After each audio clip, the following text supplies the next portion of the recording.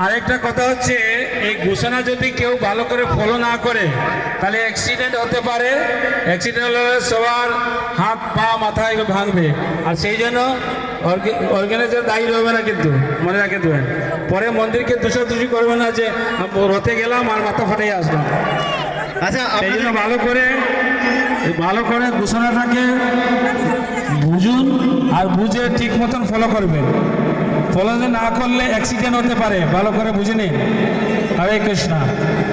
আচ্ছা, হরে দিকে চলে যান।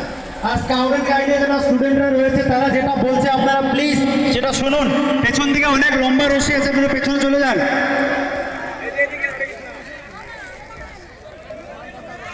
হরে কৃষ্ণ।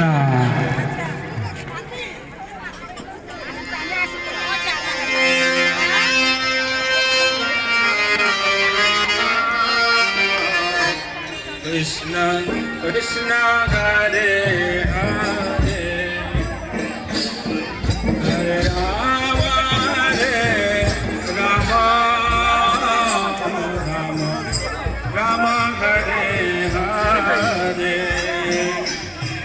হরে কৃষ্ণ হরে কৃষ্ণ।